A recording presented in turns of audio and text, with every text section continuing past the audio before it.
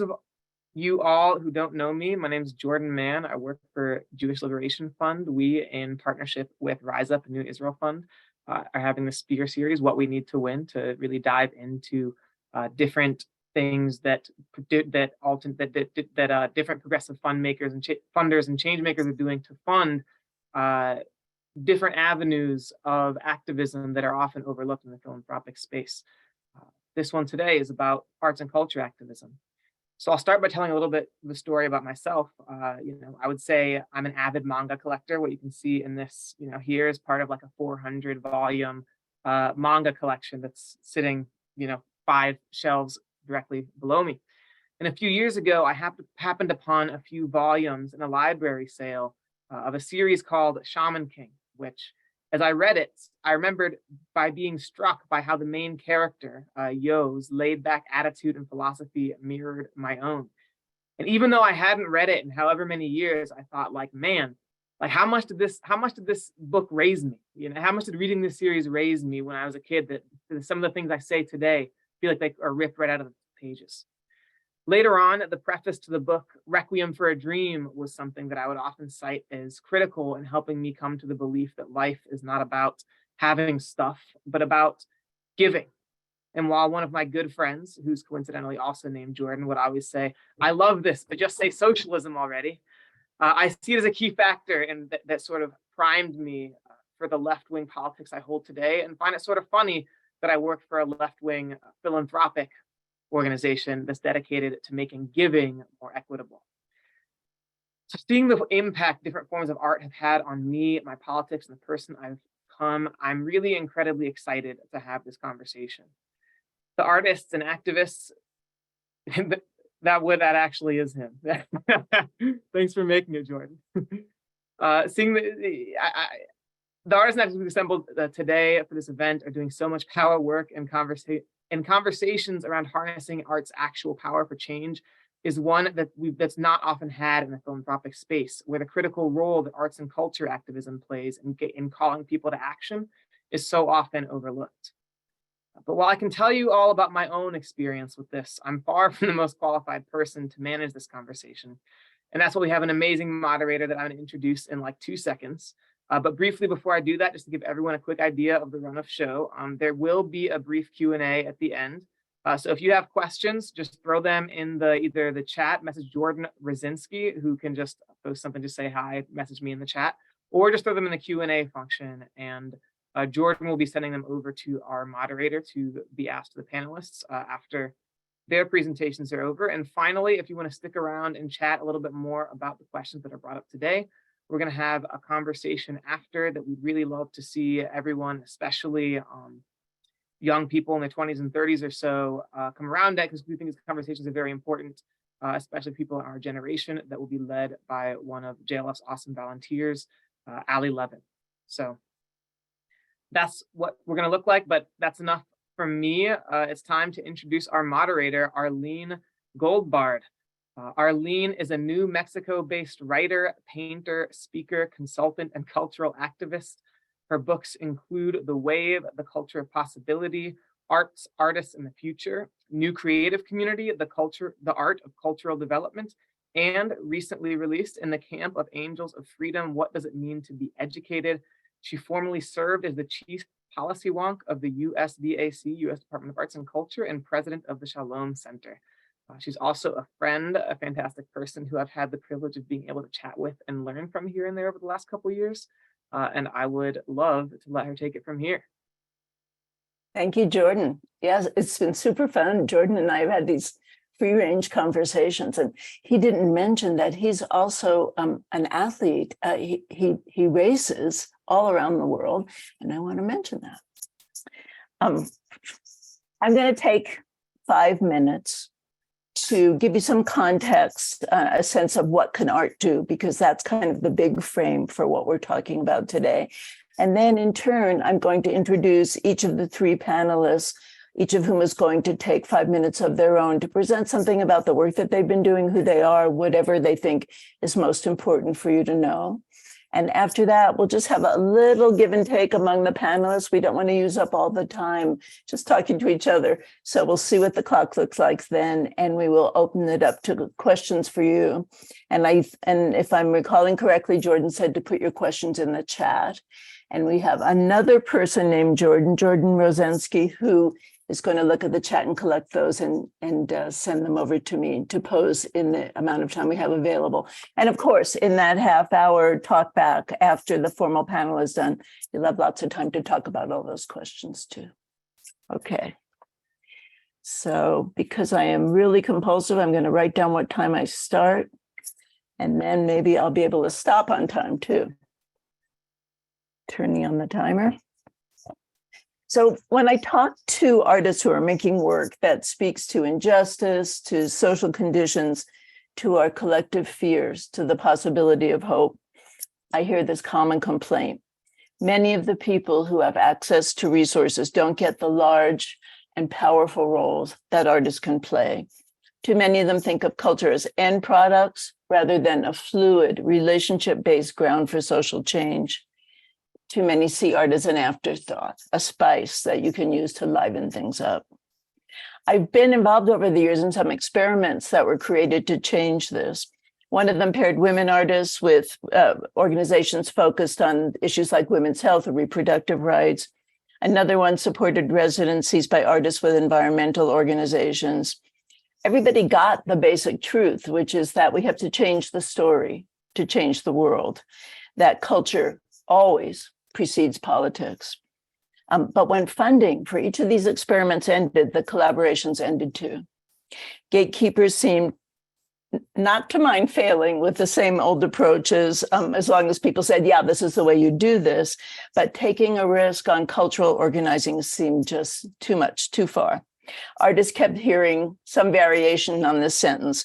You want us to support an art project when we have serious problems to address?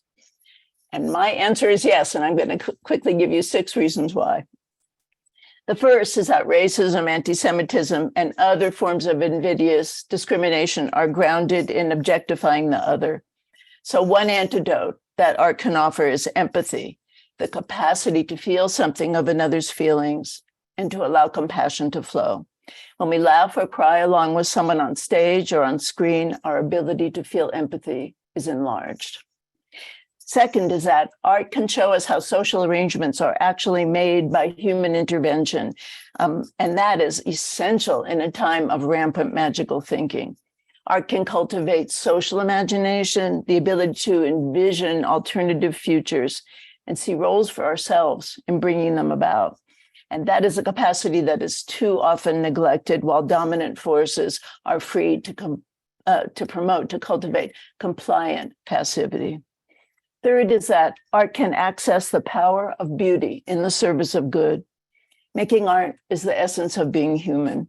We do it in marble palaces and grass huts every time we mark the unfolding of our lives, even under the worst conditions.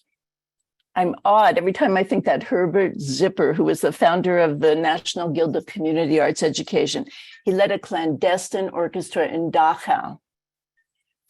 So far as I know, no one risks their lives in a place like that to carry out cost-benefit analyses or chart logic models. Art is the secret of survival. Fourth is that in a grief-stricken time, art is consolation. Rabbi Nachman of Bratslav said that the antidote to despair is to remember the world to come. This is a paradox because we can't remember what hasn't happened yet. But I think he meant that the antidote to despair is a glimpse of a perfected world, and that is available to us only in imagination, in sacred play. That is the rootstock of hope grounded in reality. Fifth is that art can engage us in body, emotions, intellect, and spirit, all 4 worlds, bringing embodied knowledge into a culture that badly needs our full presence. You're going to hear something about music today. Music is experienced through the movement of tiny body parts in our ears that is translated into nerve impulses. Its rhythm, tempo, volume stimulate sympathetic vibrations in our bodies. physical sensations are excited. We have a temptation to move. We are flooded with emotions and ideas. If music holds great power for us, we experience it as sublime. And the same fully present opportunities are available in every art form. My final reason is to cultivate radical amazement, questioning assumptions anywhere, which is the foundation of changing everything. The greatest hindrance to knowledge is our adjustment to conventional notions, Rabbi Abraham Joshua Heschel wrote, to mental cliches. Wonder or radical amazement, the state of maladjustment to words and notions, is therefore a prerequisite to authentic awareness. Wonder is the wellspring of art. Each of these capacities is needed to heal a society that treats social goods as profit centers, that considers countless lives as justifiable collateral damage. Why won't it turn off? We can't engage them by talking about them. We have to experience them, and for that, art is essential. And that was my 5 minutes. So I am going to turn to Kendell Pinkney, who's our next panelist, and let me read a little bit from the description. Kendell Pinkney is a Brooklyn-based theater artist, producer, and rabbi. His work has been presented or developed at venues such as Feinstein's 54 Below, Joe's Pubs, Lava at the 14th Street Y, Musical Theater Factory, Two River Theater, and Goodspeed Opera House, to name a few. Kendell has been featured in the acclaimed docuseries The New Jew with actor-comedian Guri Alfi, BuzzFeed's Tasty Channel broadcast of Saturday Night Seder, and Cricket Media's Religion and Society podcast on Holier Than Thou. He's a 2023 IDEA resident artist at Opera America, as well as an Expanding the Canon Play Commission grantee at Theater J in Washington, D.C. Kendell is the founding executive artistic director of The Workshop, a 2023 Slingshot 10 to Watch organization. The Workshop is the premier New York-based arts and culture fellowship that supports and foregrounds the work of professional artists of BIPOC Jewish heritage. NYU Tisch Graduate Musical Theater Writing, MFA. Kendell, take it away. Thank you so much for that lovely introduction. So typically I would use these 5 minutes to talk a lot about the workshop, but I was so inspired kind of by the contextualization of what it is that we're doing here that I want to go about it in a somewhat different way. So what I'm going to do is, I think there's someone who's off mute. Okay, we got it. So what I'm going to do is actually talk about what does art do and then tie it into one specific project that came out of the workshop, which is the Arts and Culture Fellowship that I founded a couple of years ago with some wonderful artists, many of whom are also identify as activists. So in the 1890s, there was this humorist and also, I guess, pseudo-journalist named Finley Peter Dunne, who wrote something that he put in the mouth of like an alter ego about newspapers. This was back when newspapers were kind of like, you know, muckraking and things like that, a little bit more sharp elbows. He wrote, the newspaper does everything for us. It runs the police force and the banks and commands the militia, controls the legislature, baptizes the young, marries the foolish, comforts the afflicted, afflicts the comfortable, buries the dead, and roasts them afterwards. Now, what was fascinating about that comment is that about 100 years afterwards, the artist and activist and teacher Cesar A. Cruz would kind of sum that up in a much more concise way by saying art should comfort the disturbed and disturb the comfortable. So I'd actually like to take that little phrase and kind of break it out into two and give a couple of examples of what might that look like for art to comfort the disturbed and then disturb the comfortable. I'll start with the latter. So in May 1913, the composer Igor Stravinsky, his Rite of Spring premiered in Paris, and it made a significant and controversial event in the history of classical music and ballet history. In short, the music was so avant-garde that people began screaming. There were fist fights. People didn't know what to do exactly with what they were hearing. And amidst this chaos, there were only a few, and often only other composers who could recognize the audacity and innovative qualities of this work. So despite this controversy, the premiere marked a turning point in music, inspiring composers to then think about pushing the boundaries and challenging norms. And now, for those who might be familiar with classical music, Rite of Spring is celebrated for its originality and profound impact on classical music and ballet. Now, we don't even need to only look at classical music in order to find this. If we look towards, for example, Nina Simone's anthem, Mississippi Goddamn. So she wrote this song in response to many events, just to name a few, Emmett Till's murder, Medgar Evers' murder, and several other incidences. And inside that lyric, we have, Alabama's gotten me so upset. Tennessee's made me lose my rest. And everybody knows about Mississippi Goddamn. This is a show tune, but the show hasn't been written for it yet. Hound dogs on my trail, school children sitting in jail, black cat cross my path. I think every day is gonna be my last. Lord, have mercy on this land of mine. We all gonna get it in due time. I don't belong here, I don't belong there. I even stopped believing in prayer. So even though very few people have drawn, necessarily a direct line between Stravinsky and Nina Simone, ultimately, they have created something that looks to disturb those who are comfortable in thinking that the status quo is exactly as it should be, and nothing should be turned upside down, revolutionized, or pushed to consider its boundaries. And I think that that's one of the things that I so appreciate deeply about art, is that in certain cases, it's a great space to really think about. And it's one of the few spaces left, I would say, where we can really think about pushing those boundaries and think about what is the collective responsibility to push those boundaries. But not all art is necessarily about disturbing those who are comfortable. The opposite, comforting the disturbed, is also important. And with this, I'll actually just tell a brief story about one of the pieces that has developed inside of the workshop, the Arts and Culture Fellowship that I've founded. So towards the beginning of the pandemic, I was sitting around with a good dear friend who I went to grad school with, and we were kind of lamenting the reality of that we were living in. And then eventually George Floyd's murder occurred, and she had this moment, this cry of her spirit, where she was like, I need to find some way to process this grief. And so the way in which she decided that she wanted to do that was by writing a monologue that would engage with that grief in a way that both honors what exactly she was uniquely experiencing in the pandemic and after George Floyd's murder, and also think about the collective grief that we were all experiencing. So she wrote this wonderful monologue called Not All at Once, which you can see the link inside of the chat.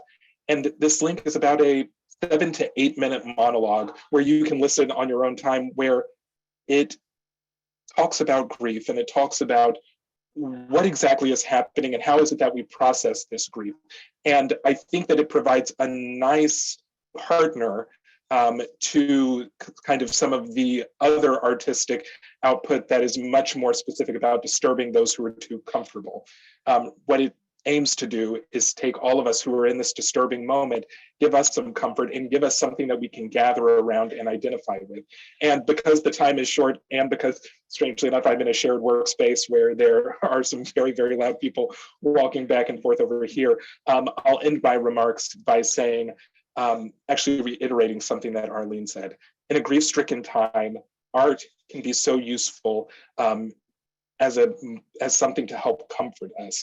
And I would argue that ultimately we want to pair these things together as often as possible, because that allows for the greatest possible change. How is it that we disturb the comfortable and comfort the disturbed?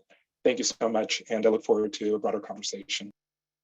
Thank you, Kendell. That was wonderful. And I'm guessing people are going to have a lot to say about that. I'm going to call on Libby now, and let me read you a little bit about her first, okay?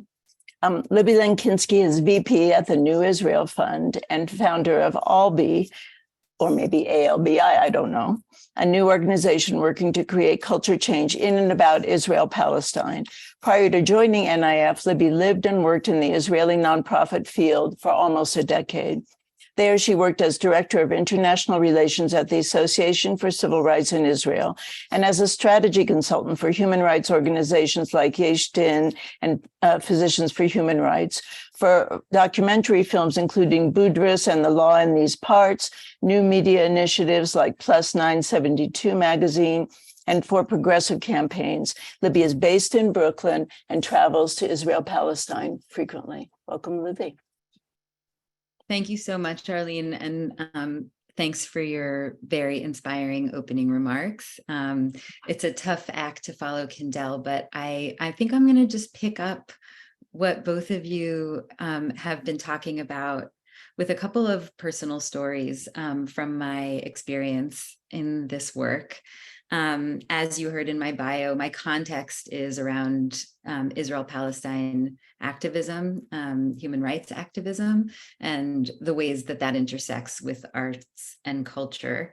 And I actually feel like I want to start with quoting this video that I've been watching, made by Ethan Hawke, the American actor from like Reality Bites. I just dated myself. And he has this video where he's talking about the power of creativity and art. And he says this thing about how people don't walk around, most people don't walk around in their everyday life thinking about the specific meaning of this poem or that poem until maybe you suffer a big, huge loss, like a heartbreak or a death.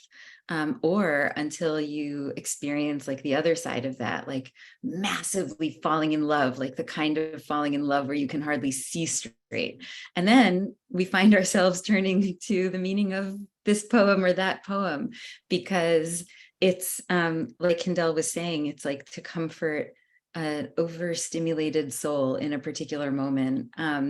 And for me, doing so much of this work in a place that is constantly embroiled in pain, violence, and trauma, that need for creativity on the comfort and on the shakeup side is like the very sustenance of living. It's not a side note to that.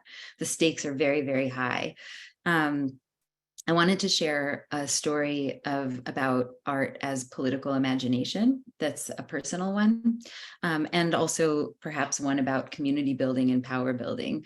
I've had the similar experience to what Arlene was describing of sort of the art and culture side being thought of often by funders and others as sort of a nice to have, an extra, an afterthought. And I try to turn the tables on that in every way that I can as well. So in 2009, I was working for human rights organizations in Israel. 2009 was also when Israel launched the first big military operation on the Gaza Strip. And it was very brutal. And the first 2 weeks of that military operation, there was like a full media blockade. So there was no reportage coming from the ground about what people in Gaza were experiencing. Physicians for Human Rights Israel was running a hotline at the time for people to call if they needed ambulances. And myself and 2 other people were the spokespeople for human rights, for Physicians for Human Rights Israel.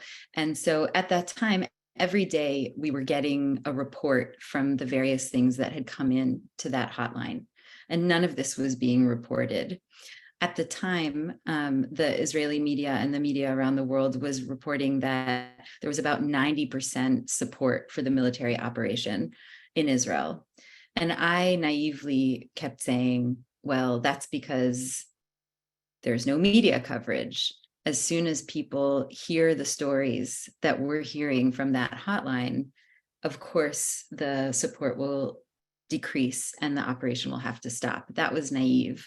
2 weeks later, the media blockade was lifted, and some of the most harrowing, painful stories of death and loss did start to fill the airwaves.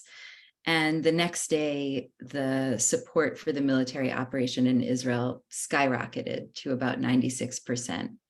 And I had a bit of an emotional collapse where I started to become very isolated, and I felt like I didn't want to go out. I didn't want to see people sitting in cafes or bars. I didn't want to I was very mistrusting of all kinds of people around me, because I thought, well, somebody had to be in that 96%, and it sure as hell wasn't me. So who among you was it? Was kind of how I was walking around. And so I stopped leaving the house for a while.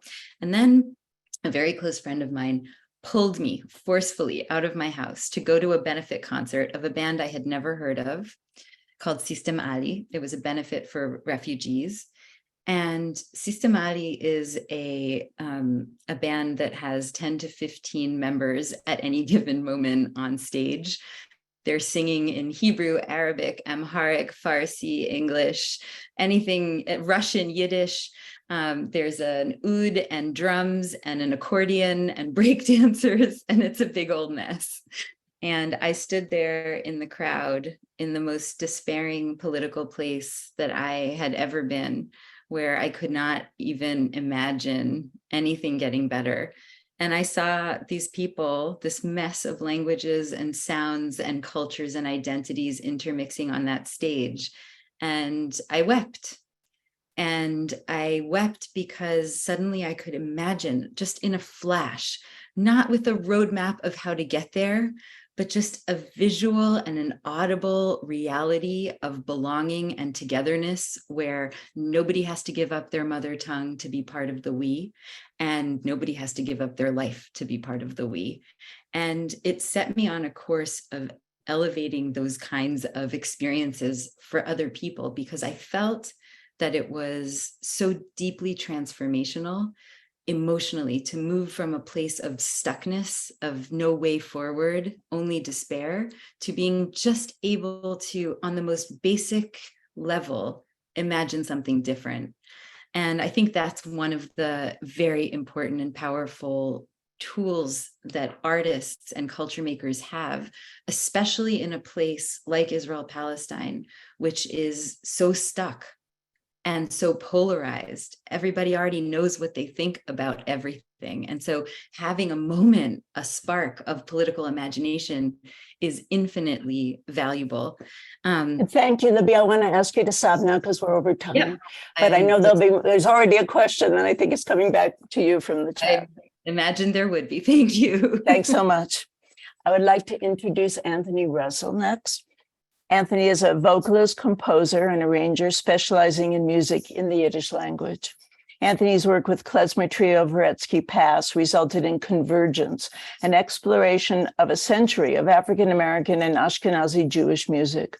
His recent release on the Borscht Beat label with accordionist and keyboardist Dmitry Gaskin, Cosmopolitan, features their original settings of Yiddish modernist poetry for voice and string ensemble.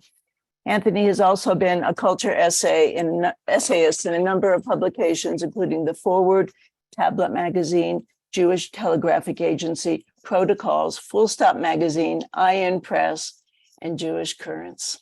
Anthony.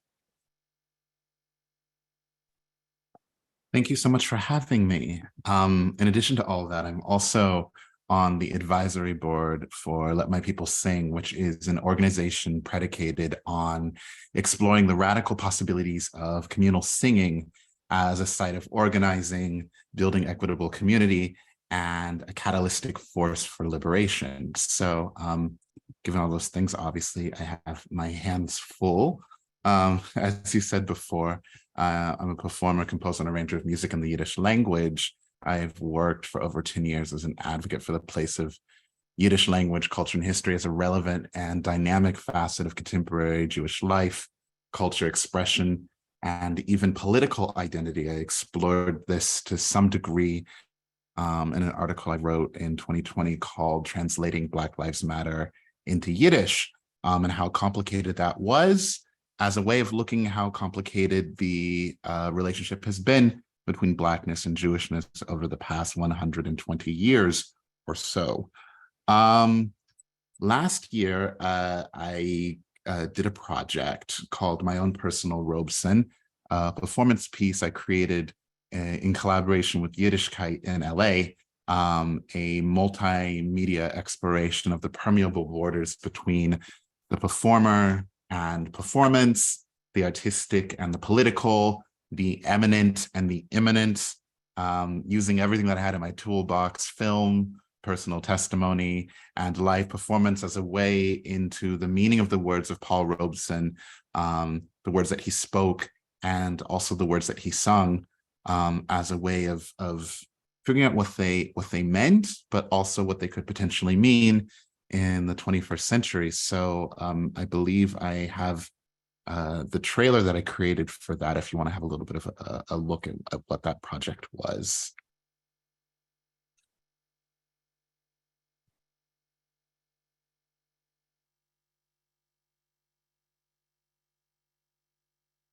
I've been a classical vocalist for over half my life. It hasn't been easy. When a black man gets on stage and opens his mouth, the expectation is that things are supposed to happen. It's taken me years to figure out exactly what's supposed to happen. Whether I'm supposed to merely entertain my audience, or move them to tears, or inspire them, convincing them of my essential humanity, or to remind them of their own, or whether there's even enough space for me to experience those things too. The tears, the inspiration, the humanity. Whether, when I step off the stage, the world is a slightly different place, a slightly better place for me and the audience than when we all arrived there. I'm still in the middle of finding this out.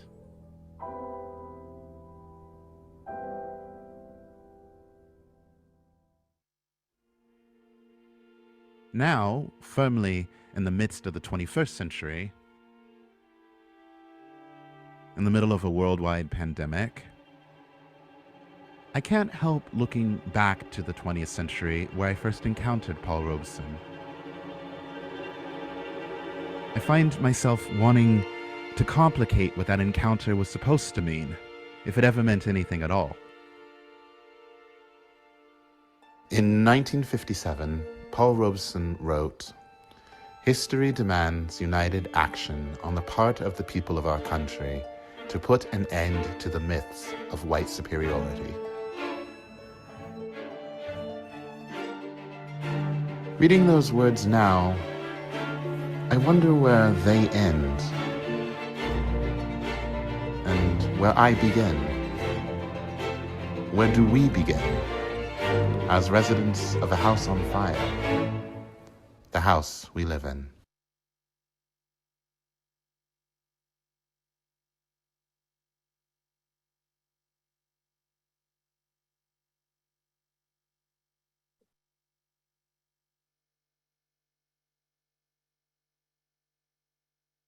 Was one of Robeson's most famous songs that he used to sing, a depiction of an equitable America that we're still in the middle of trying to build so many years later. So I decided to take that as the title of this iteration of this project, The House We Live In, specifically using the image of the house being on fire, which it very much was in 2020, and I think in many ways still is. Thank you so much, Anthony. That was beautiful. Did you ever see the Frank Sinatra one with the little kids around him singing The House I Live In? Yes, yes. That's quite the film clip too, a little bit sanitized there. It's fascinating because I think in the earlier part of his career, Sinatra had a political identity, which I think increasingly he dispensed with as both he and Italians began to assimilate into, greater American whiteness. But that's a conversation for another call. Yes, it is. Yes, it is. But thank you. Thank you. Thank you all for showing that. I know that people are going to have a lot of specific questions about the work that you all are making and so on. I want to ask you a general one just to kick things off. And if you all have a response to this, that would be fabulous. And that is something that I always wish people would ask me, and a lot of times it doesn't happen, which is if your work were fulfilled, if it wasn't a constant struggle for resources, if you had the partners and the ability to be in the working relationships that would really fulfill what you're intending to do now, what is your vision of what that would look like and what the impact of it would be? Let's go to the world to come for a minute and see if we can draw a picture of the shining thing that we're going toward. And any of you, Kendell, Libby, Anthony, unmute yourself if you'd like to answer.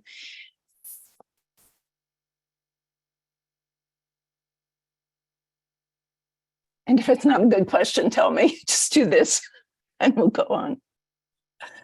I think it's a fantastic question. It's an interesting question.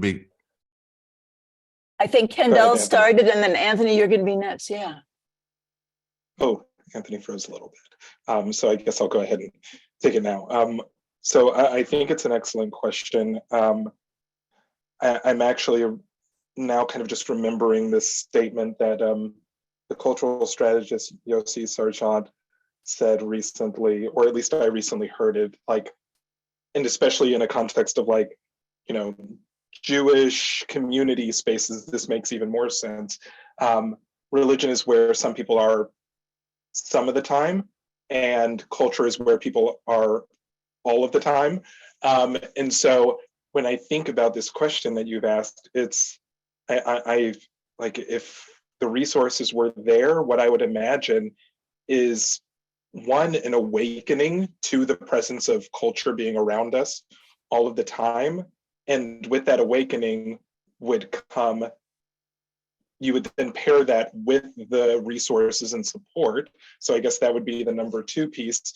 And then 3, I think what it would look like is, this might sound a little weird, almost a feeling of having the awareness that we are in a cultural renaissance while it's happening, as opposed to necessarily making it to a future point when we're on a down slope or something, and we look back and we're like, oh, we were in a renaissance then. So yeah, so I guess a cultural renaissance that also has a political consciousness would be what I would imagine. And there are ways to get more specific about that, but I would need to think, more to get to the specifics. So I'll start with that. Thank you, Kendell. I definitely want to live there. So let's talk more about that. Anthony, you were next. It's an unusual question for me because I, at this particular point in my life, have become completely used to the concept of struggle. As far as really trying to get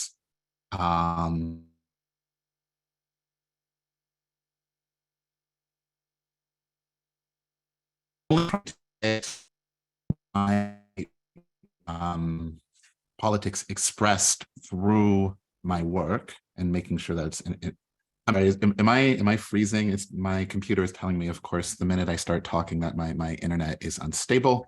Speaking of struggle. You did, but you're good now. So, okay, so carry on. Yeah. Good. It's interesting. I find a lot of beauty in struggle. I think a lot of people think of struggle as being kind of this ugly thing that needs to be dispensed with, or that we're constantly looking away to keep ourselves from having to move beyond struggle. But I often think about the struggle that it takes in order to politically articulate oneself through art, through creation, and have that heard and experienced in the way that it needs to be in order for it to be as influential as it is. I actually look on that struggle as being beautiful. It is a beautiful struggle. So oftentimes it's very hard for me to try to think of what work would be like outside of that particular context, because I think in a way I folded in that struggle as a part of the aesthetic experience of being able to articulate oneself politically as an artist and through one's art. I hope that's not too, it's optimistic and pessimistic, right? We're going to struggle, but it turns out the struggle has intrinsic beauty in and of itself. It's real, which I think is the best kind of answer. So thank you, Anthony. Libby, did you want to speak to that? Yeah, I have a thing to say. I think there's a lot of things that I imagine in this in Olam Haba that you're asking about, Arlene. But one of them is that from where I'm sitting, there's often a desire in the Israeli and Palestinian contexts to force a we when people whose identities and groups whose communal identities have been strategically erased. And that's true about Palestinians, Palestinian citizens of Israel. It's also true about various parts of Mizrahi cultures in Israel, Ethiopian and other African Jewish and non-Jewish cultures there. And so for me, I've been moved by this idea that groups need to go from a small I to a big I before they can comfortably bring themselves into a we. And in our context, there's like more resources available if you'll like slide yourself and your story into a broader we. But it's a very difficult thing to do as a pushback against erasure. And so I would like to be in an Olam Haba where the possibilities for cultural expression that share people's true identity, language, culture, history, and struggle can be, and a capital I, can be on stage, can be on prime time before they're shuffled through the gatekeeper of the we. And so I didn't prepare this, but that's my best articulation of what I mean. Sometimes that can happen like in a kind of FUBU way, like a for us, by us production idea. But I would want to see a lot of resources put into the establishment of those narratives and identities center stage. Yeah. Thank you, Libby. Thank you.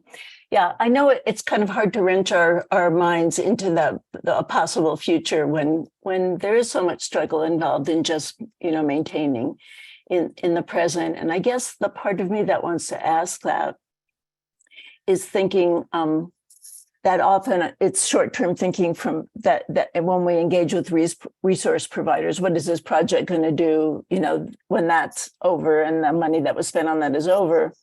There's not much conversation about where to, and just to open it up a little. I see one question from, because we have about a quarter of an hour, I see one question in, two questions in the chat. One has to do with Israel-Palestine.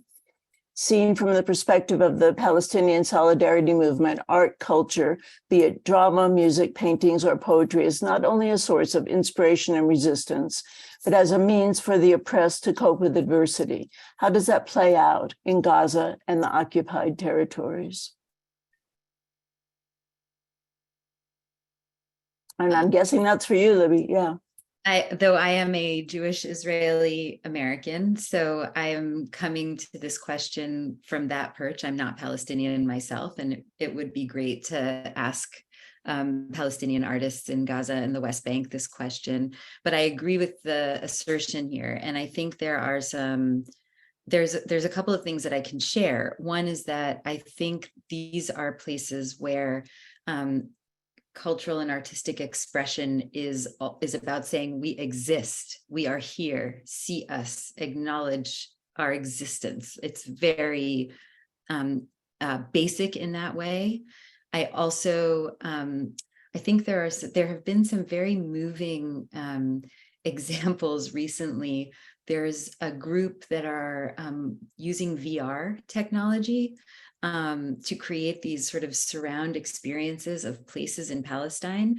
And originally that was for an advocacy kind of a purpose, but it's serving a very different purpose for people who have, from the older generations, who have been displaced, who don't have freedom of movement to travel to the places that they grew up in. And these VR artistic expressions of a place with surround sound and three-dimensional video are giving some of these people access to their own history, their own place, where they can't actually travel there on their own. And so there's a lot of like true resilience and survival in Palestinian art from the occupied territories. And I think I should probably stop there. And I, like you, would be very interested to hear Palestinians talking about this. Thank you, Libby. And I'll just mention that what one sees also is quite a bit of borrowing from other oppositional cultural movements. So I see all kinds of Palestinian hip hop, for example, and I've seen some programs that bring hip hop in from a number of places on the planet where something similar is going on. And it's interesting that people are finding that common language through artistic practice. We have one more question, which is that people of means may be demeaning artistic interventions, cultural organizing, whatever, because they don't even realize what that means. They don't see themselves as participants in culture in exactly the same way you were quoting Yossi, Kendell. And this person wonders if anybody has like a conversion story or an aha moment, where you were with someone who like wasn't getting it, and then they allowed themselves to have the embodied experience and the aha came. Does anything like spark from that?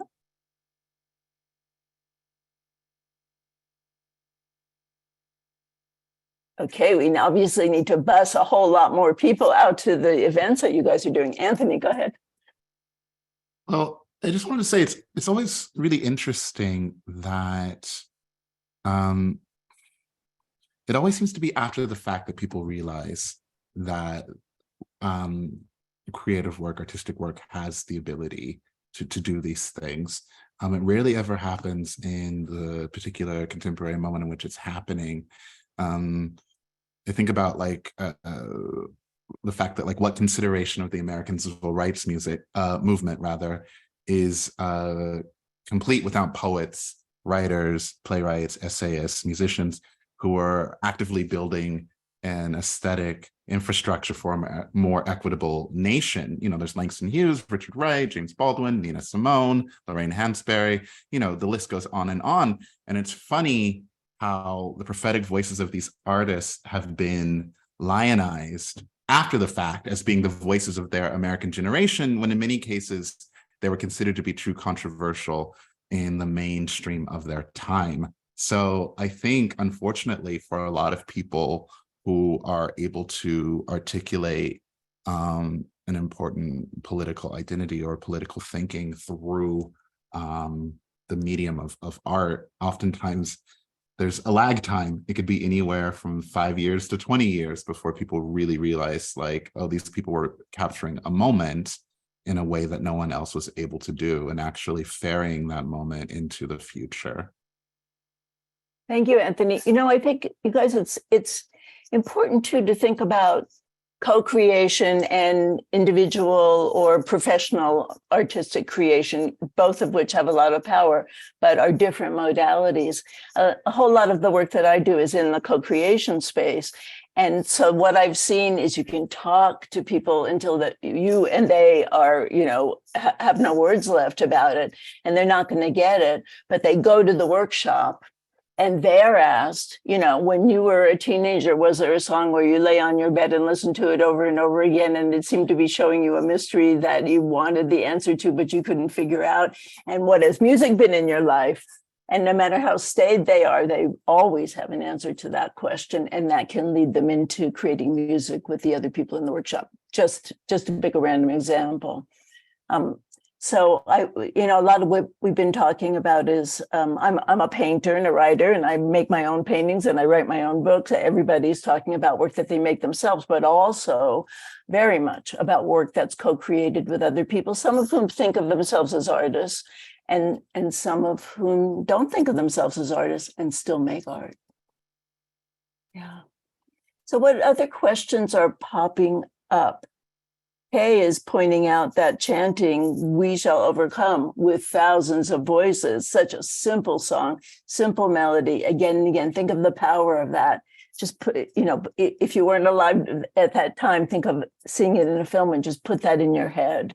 and think about what was moved by that one song. Yeah. I think under the oh, sorry, ahead. please, Kendall, Go ahead, Anthony. Go. I think under the best circumstances, interaction with art and creativity provides a format for people to do not only critical thinking that does not feel like critical thinking, but also critical feeling at the same time, and that these two things conspire to create spaces where people are dealing with things that they don't feel like they have the space to do outside of where that moment of creation or interaction with creation is happening. And from that point, it's one of the most important things that we could possibly do. One of the most important things that could be funded, if I'm going to be completely go directly to the point, a little tachlis here, because nothing else works like that. Almost nothing else works like that. So true. Thank you, Anthony. And Kendall, you were going to add something there. Yeah.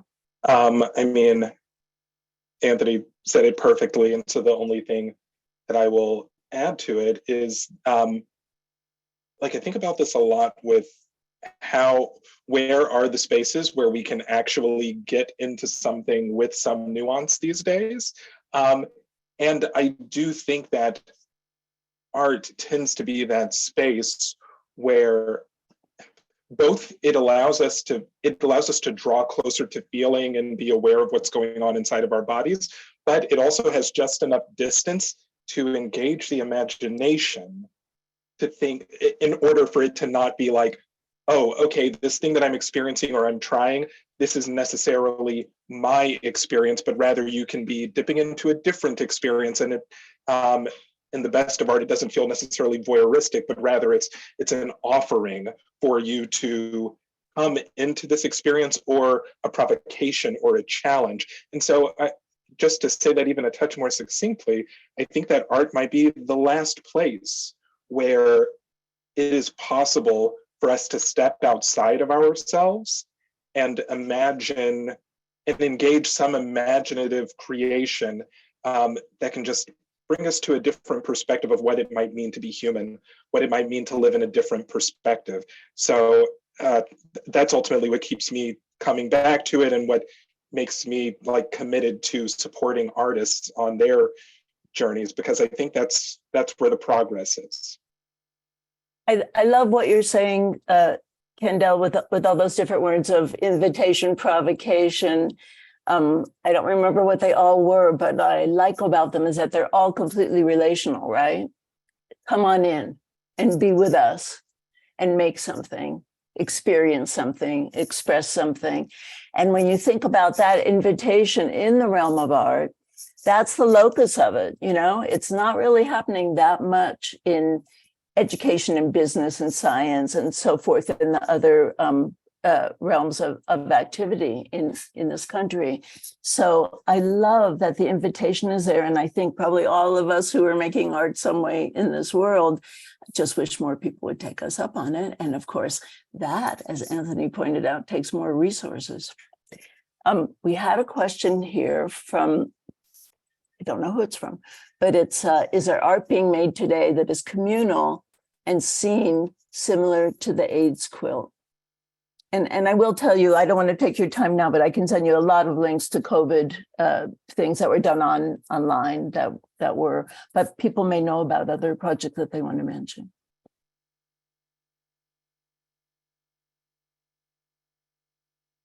I don't know of anything quite like that, but I wanted to reflect on something else. So if nobody else is going to answer the AIDS quilt question, then I might just jump in about hip hop, if that's okay.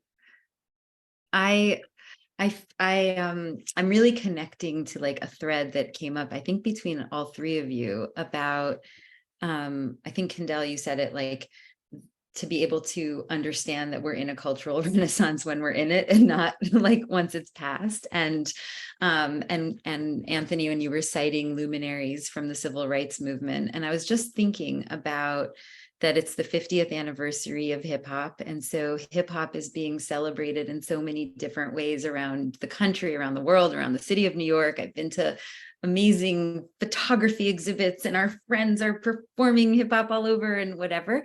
And it strikes me that for like one of my dearest and closest artist friends in Israel, Palestine, he's a very famous Palestinian rapper, Tamer Nafar.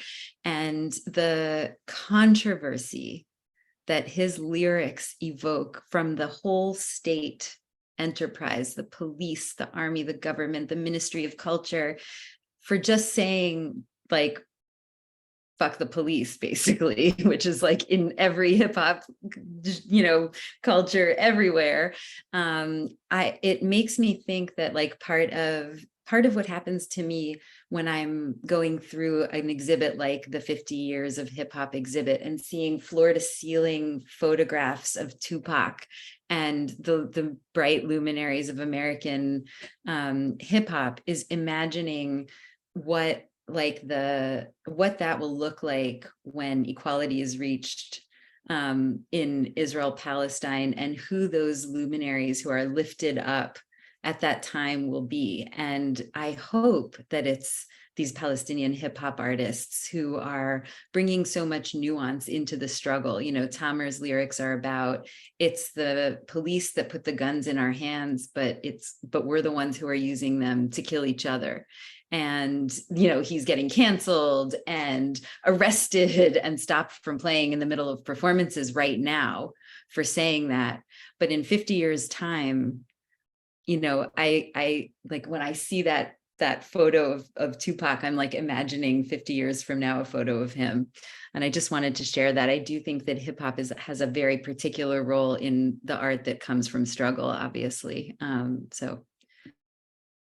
Thank you, Libby. Thank you. Well, you're reminding me also of, in the El Sistema project, began in Venezuela, but is an international project to teach music to children, give them free instruments and lessons and a community.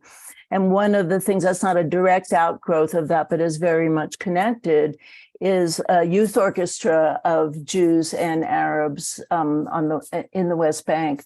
And you can read a lot of testimony from the musicians there about what that experience like. It kind of gives me goosepimples to think about, because what that experience was like for them of sitting next to each other.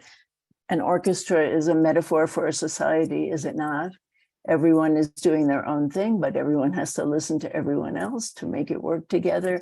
And if they're in sync, they make something beautiful. And I've heard people in that orchestra talk about that. So that's another one worth looking at.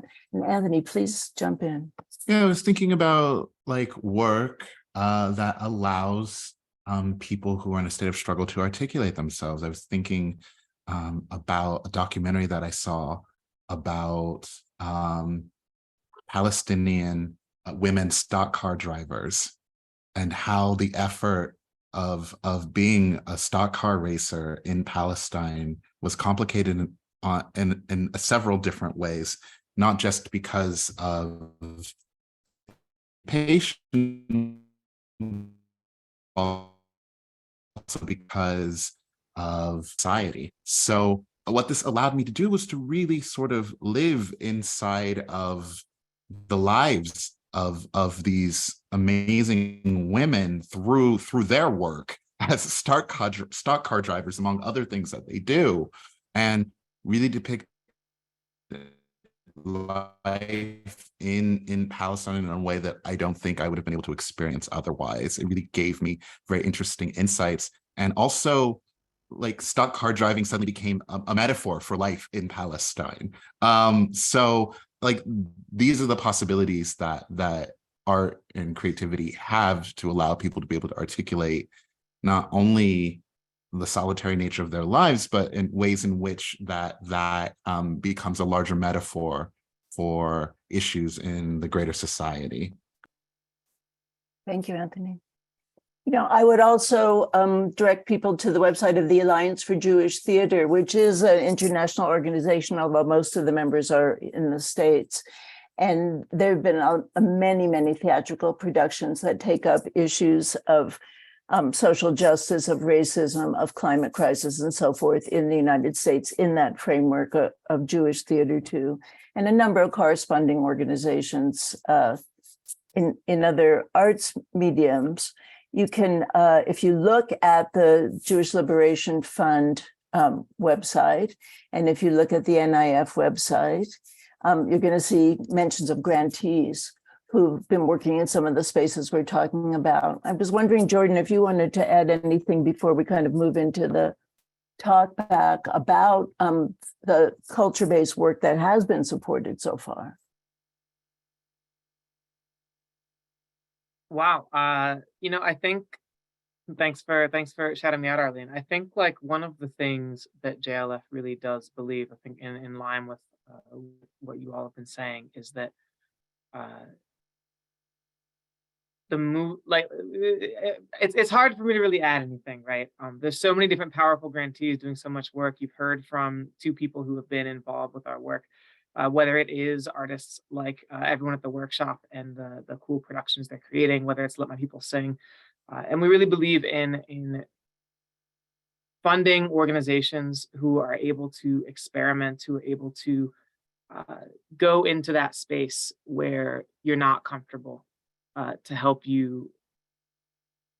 us be able to envision what the world to come might be. I don't want to say too much more, just because I know it's time for us to wrap and like get to the talk back. But please feel free to check out our website. Get involved with NIF New Gen. Those will get posted in the chat for you. But you'll see that probably like a fair bit of our grantees do a lot of cultural organizing work, and that's one of the things that we really believe is being. Arlene, do you want to say something? I just think Karen is here, and I wonder if you could put the Rise Up URL in the chat too, Karen, because there's been a number of cultural grants from Rise Up that I think would interest people as well. Is that okay? Yeah. Oh yeah, absolutely. Yeah. Sorry, these are mostly the links for just like getting involved, not just the links for all of our sites and work, but yeah. Again, Rise Up as well. It's one of the things that we all really prioritize is funding cultural activism. Really, that's a pretty substantial part of the grants that we have, and even a lot of organizations that we have that, for example, which is like a grantee of ourselves and Rise Up, focused not just on doing work and organizing community, but doing cultural context, creating podcasts, telling histories in ways that are imaginative, recording history, and really shaping the way we experience our reality. But thank you so much, everyone. Appreciate Arlene, Anthony, Kendell, and Libby. Really amazing to hear your words. And we do, I think it was Arlene who said we need to bus more people out to your events. We do need to do that, and we need to keep making sure your events are well funded for all those people to come, getting bussed out to them. So appreciate your wisdom, appreciate the work that all of you do. Everyone who's on this call will get, you'll get an email with a recording of it and some selections from their work. So really appreciate the wisdom.